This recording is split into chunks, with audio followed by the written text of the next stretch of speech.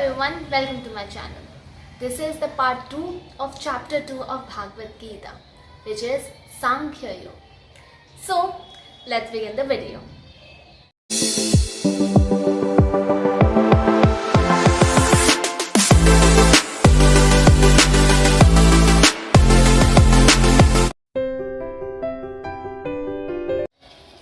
जब अर्जुन कुरुक्षेत्र में थे और उनको अपने सगे संबंधियों, अपने पिता से, अपने भाइयों से, अपने गुरुओं से युद्ध करना था, वो बहुत ज़्यादा डर गए थे। वो जानते थे कि उनके पक्ष में साक्षात श्री भगवान है और भगवान जिस तरफ होते हैं वो तो कभी गलत हो ही नहीं सकता, क्योंकि भगवान सदा धर्म के साथ होते हैं और जिस तरफ भगवान होते हैं वो पक्ष कभी हार ही नहीं सकता। ये सब कुछ जानते हुए भी उनको ये लगा कि मैं गलत कर रहा हूँ। वो जानते थे कि मेरे श्री कृष्ण साक्षात भगवान मेरे साथ है, फिर भी उन्हें लगा कि मैं गलत कर रहा हूँ। ऐसा लगा क्योंकि उनके अंदर डर आ गया था, उनके अंदर मोह आ गया था।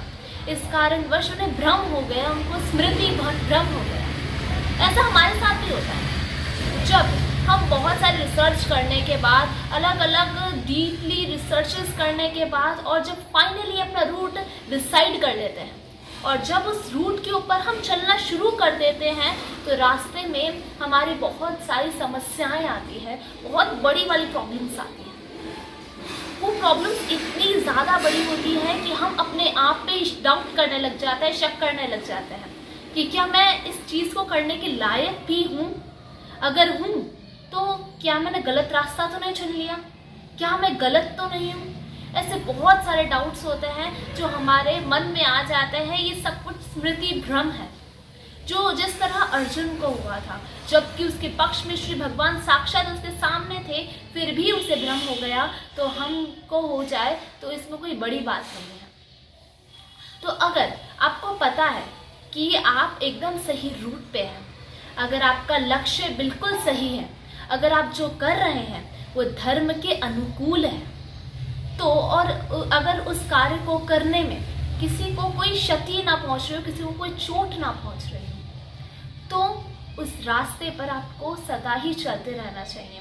आपको बहुत सारे स्मृति भ्रम भी होंगे और इसका सिर्फ और सिर्फ एक ही उपाय है कि जब मैंने ये डिसीजन लिया था उस समय मैंने बहुत सारी रिसर्च की थी और इसको बहुत ही ज़्यादा सोच समझ के ये डिसीजन मैंने लिया था और मुझे पता है कि मैं अपने डिसीजन पे विश्वास करता हूँ। I believe on my decision. ऐसा सोचकर हम अपने रूट पे और ज़्यादा आगे बढ़ सकते हैं और अपनी जो कामयाबी है उसको हासिल कर सकते हैं। श्री कृष्ण अपनी भागवत गीता में कर्मयोगी की बात करते हैं। कर्मयोगी की वो एक कैरेक्टरिस्टिक बताते हैं कि वो ना कभी दुख में विचलित होता है और ना ही कभी सुख में विचलित होता है। तो आप सोच रहे होंगे कि मैं कर्मयोगी की बात क्यों बता रही हूँ और कर्मयोगी की बातों से हम अपनी लाइफ में क्या लेसन ले सकते हैं।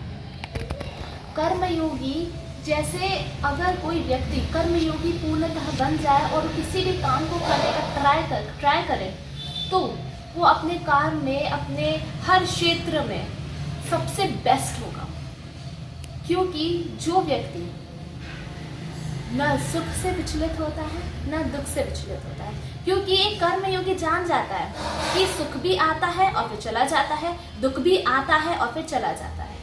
तो जो एकदम शाश्वत है वो क्या है? सिर्फ और सिर्फ शांति, पीस ही है जो शाश्वत है, जो हमारे भीतर है, वो कहीं पर भी बाहर नहीं है।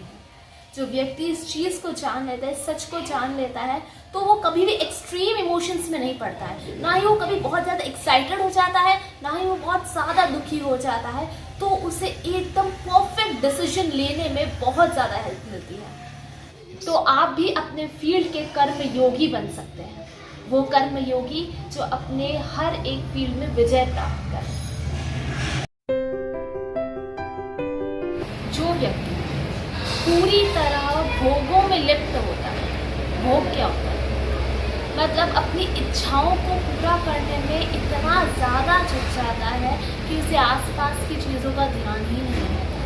वो अपने मन के, अपने सेंसेस के, अपनी इंद्रियों के इतना ज़्यादा वो हावी हो जाती है वो इंद्रियां उस पर कि उसका अपने आप पर कंट्रोल नहीं रहता। ऐसा व्यक्ति कभी भी कोई अच्छा डिसीजन लेने में काबिल नहीं होता, क्योंकि जब भी उसको कोई डिसीजन लेने की बात आती है तो उसकी इंद्रियां उसके ऊपर हावी हो जाती है। ऐसा विषयों में आसक्त व्यक्ति कोई भी निर्णय अच्छे से नहीं ले पाता, जो सिर्फ और सिर्फ अपनी इच्छाओं पर ही पूरी तरह केंद्रित होता है।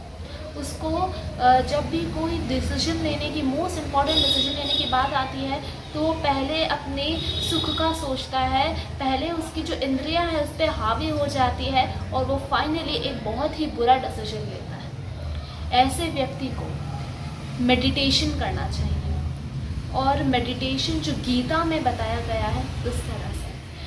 गीता में आने वाले अध्यायों में मेडिटेशन के बारे में और भी ज़्यादा डीपली डिस्कस करेंगे कि किस तरह से मेडिटेशन किया जा सकता है। अगर आप में से भी कोई व्यक्ति ऐसा है जो इसी तरह से अपनी इंद्रियों के वशीभूत हो चुका है, तो उसे भी अपने आप को बदलने की ज़रूरत है। So, these are the 3 learnings from Bhagavad Gita. We will meet in the next video and the next chapter. Thanks for watching my video. Jai Shri Ram, Jai Hind.